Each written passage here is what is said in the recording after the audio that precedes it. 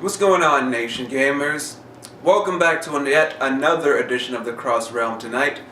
Also, I'm on PS3, my gamer tag, Kross22Dark. Remember it. Also, if you see my avatar in the PS home world, don't forget to hang out with her. Add her, she's pretty alright. But tonight's game of choice, Bayonetta, that came out for the PS3. Now, before I start, I'm going to start off by saying I didn't actually get to complete it in full, considering this game was actually stolen from me before I could beat the final boss. So, just be more careful who you game around. But, Bayonetta. Now, usually I don't get into a lot of repetitive, do the same shit over and over and over games. You know, the hack and slashers. They usually die out pretty fast for me. But Bayonetta has a real chaotic, slashy charm to it.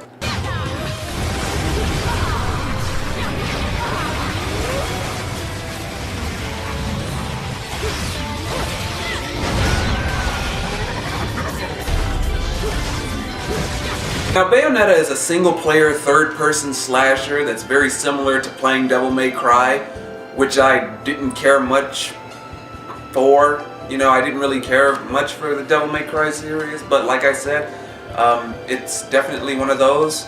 These kind of quickly die out for me in general. But this one is just off the fucking wall fun.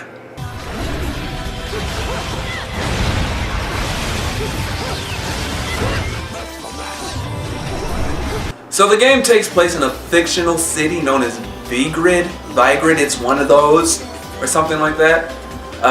That's somewhere in Europe, supposedly. Now, Bayonetta has been sleeping for 500 years and she reawakens and has absolutely no knowledge of what the hell happened to her whatsoever.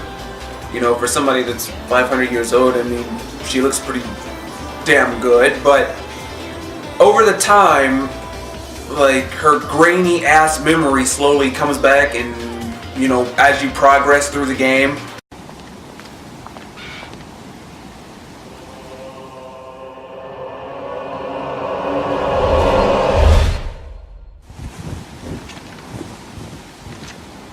What are you doing? Let's go. And she belonged to a legion of witches known as the Umbra Witches, and what they did was fight angels. And no, not these type of angels, but these mean bastards.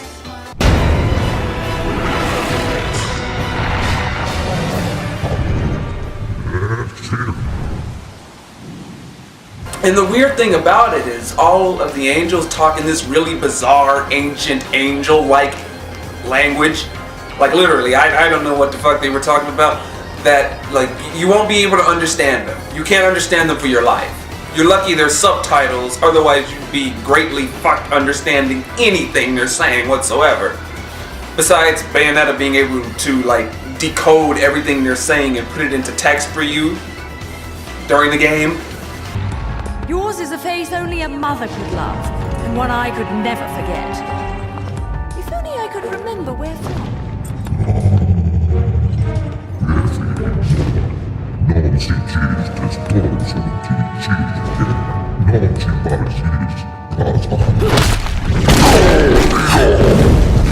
No quarrel? You're in no position to decide that. Playing this got pretty addictive. What's really unique about the way she fights, you know, all these holy bastards, her main weapons are these 4 completely uncalled for pistols she's carrying around. Like, she holds 2 in her hands, and she has 2 strapped on her feet, and you know, they take the shape of high heels. So when she's fighting, she's doing all kinds of things like this.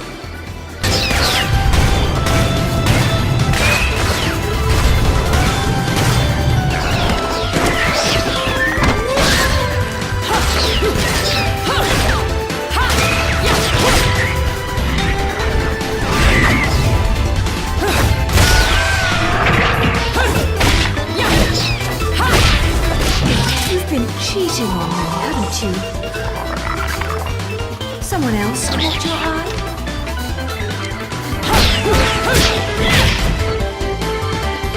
And from what I'm guessing, these guns have these special Umbra spells and incantations on them as she's blasting away at the angels, and they damage the angels pretty damn badly. And the way she's making these fuckers shatter, I would think so. Her melee attacks are just so fresh and out there. Like, she has moves where she'll throw a kick into a portal she forms, and like a gigantic foot with heels will come out of the side and just like drop kick everybody off the fucking screen. It's crazy. Witch Time is also something I liked, definitely. It's Witch Time I kind of discovered by accident while playing. And what Witch Time is it gets very addictive. While you're playing, this happens when you make it like a well-timed dodge, you know, to an attack when she's attacked, you know. And for like a few seconds only for a few seconds, the screen turns purple, and this like, it slows everything down.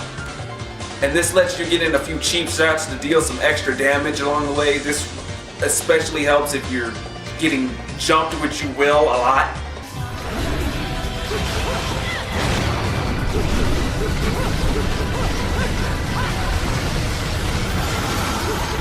Her guns are good, pretty good, considering she can use both short and long ranged attacks when she's fighting.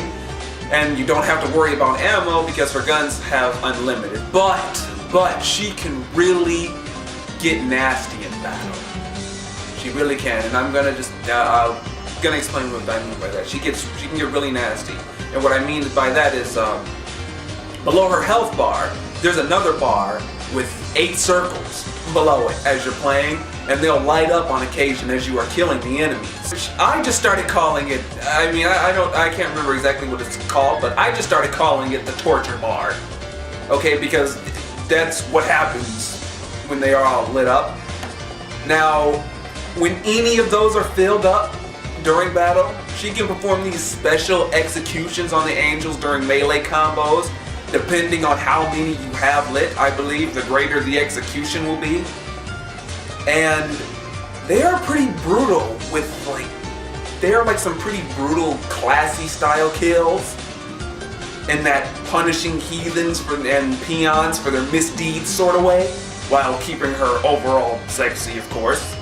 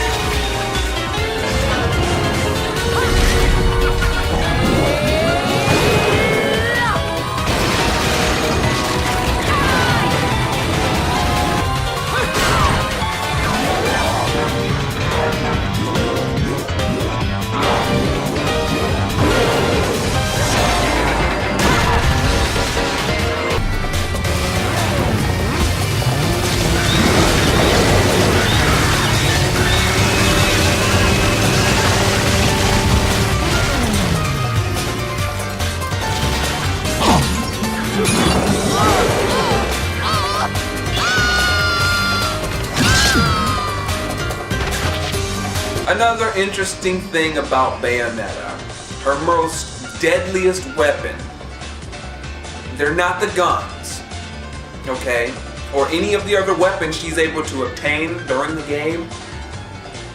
You pretty much start out with her ultimate weapon from the get-go. Literally, she's wearing it. And what I mean by that is her suit is actually made up of her own hair. The outfit she's wearing, it's made up of her own hair. While you're fighting, there'll be a point in battle where you can climax and get your mind out of the gutter, you dirty ass nerd you. Come now, Cheshire. Look at me. Do I look like I have any interest in children? Now making them, well, that's another story. Okay, what climax is, she'll do some Umbra chant and her suit begins to like swirl off her body. You'll see it, it'll take this giant animation where the suit will begin to swirl off her. She'll take a pose or something while she's doing it.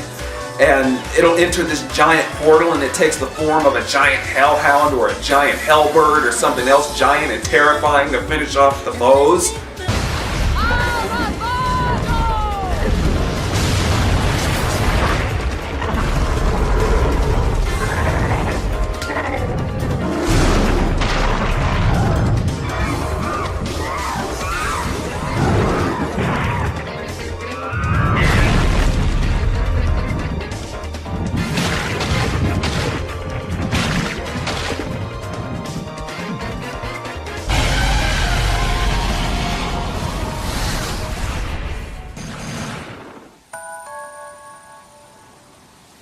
But usually, this is only for, you know, the really big enemies, such as the bosses. You can't use them on everything, you know? So she really doesn't abuse the power on the smaller ones, so you don't get to use it as often as you would probably love to abuse it.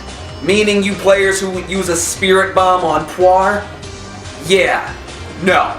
Bay has a good amount of health, but she can take some real horrific damage if you're not careful. She has no real armor or padding whatsoever. So yeah, you can expect that, but you can lengthen her health gauge. You can make her life longer, you can extend it. It's similar to Link's Piece of Heart method, if you're familiar with that, where, you know, back when, you know, you had to collect 4 of his hearts.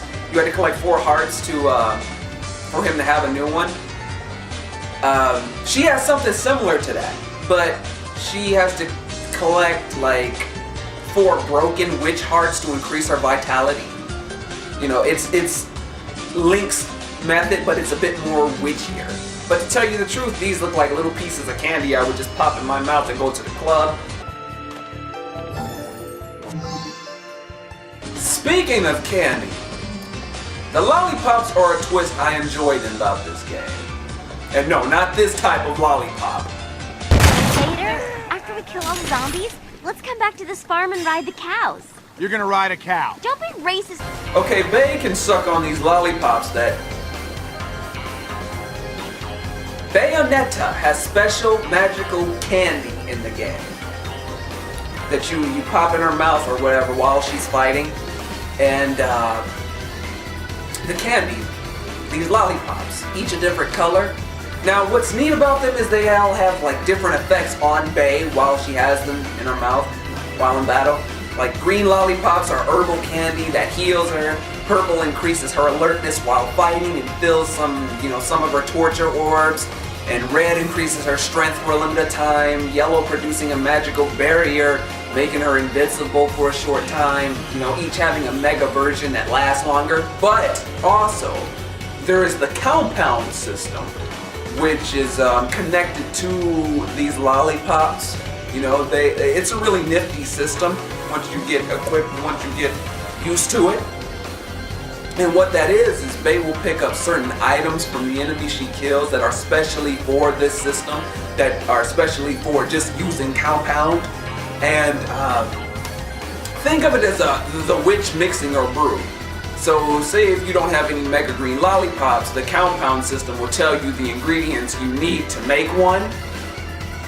And you might be able to make one to cure like the possible rotting teeth in the back of her mouth from all the damn candy she eats. She eats too much damn candy through this game.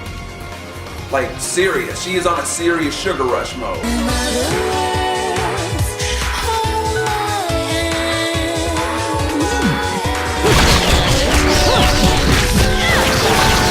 Now, obviously you're gonna compulsively masturbate as Bay moves her wonderful body. She has, you know, shooting around with her guns and whatnot and blasting angel ass all over TV screen, yeah. She does have other weapons at her disposal, not just those, you know. 5 of which are only like upgraded stronger guns for her hands and feet.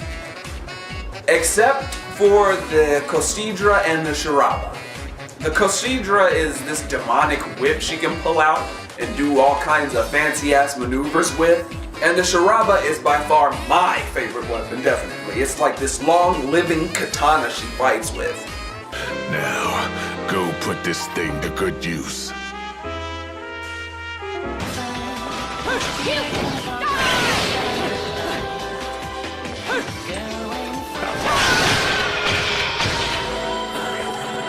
As for other weapons such as the Onyx Roses or the Drugas, these are just, upgraded. They are simply more advanced and stronger guns for her hands and feet, really. And what it is that you'll notice throughout the game, every now and then, you'll see these small red portals on the ground.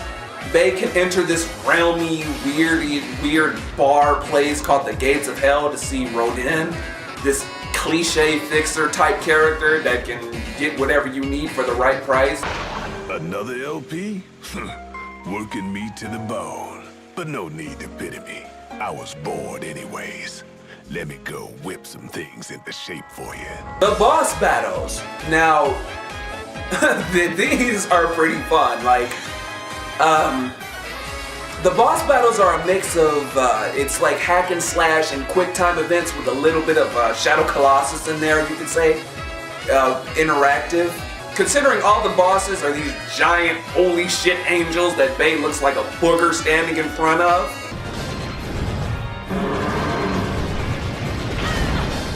And this makes the boss battles so fun and intense. You fight in real time as the bosses do these cinematic actions that react with the environment around you. Like this, for example.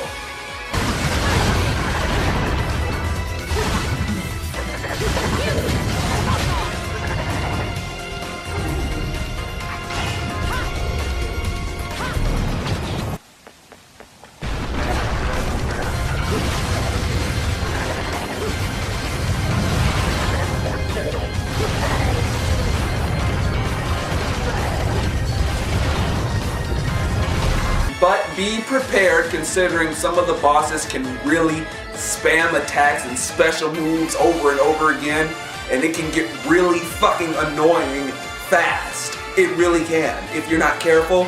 The characters in the game, you can take them or leave them, a majority of them. First there's Luca. He's this guy who just happens to remember seeing Bay when he was younger or something. And he, for some reason, he begins stalking her throughout the game. I think he's just horny, but... I'm not your pet. The name is Luca. A name you better remember. Ah! Shit! Damn it! Wait! Then there's Jeanne, which is a pretty awesome character. I mean, I liked her too. She's from the same clan as Bayonetta, and she fights in the same similar manner, as well as uses the same Umbra spells. And she fights with guns on her hands and feet as well. They just look different. She sees that Bea has completely forgotten everything. She's forgotten her past, she's forgotten everything, and so she's there to kind of remind her. She's there, she's also stalking her throughout the game as well, considering these two used to be rivals. Do we know each other? Same powers. Don't make me laugh. Your little dip in that lake has left you a bit rusty. Then there's Cereza, this small girl who looks exactly like Bayonetta. It's really weird, and I swore at least 20 times playing this game that she's her kid. It's crazy. She looks just like her. But that's a neat twist that I choose not to ruin for you. Shall you choose to play the game? I'll help you out of here, but that's all. And you have to promise there'll be no crying. A single tear and you'll be crying alone. Got it? Okay, Mummy.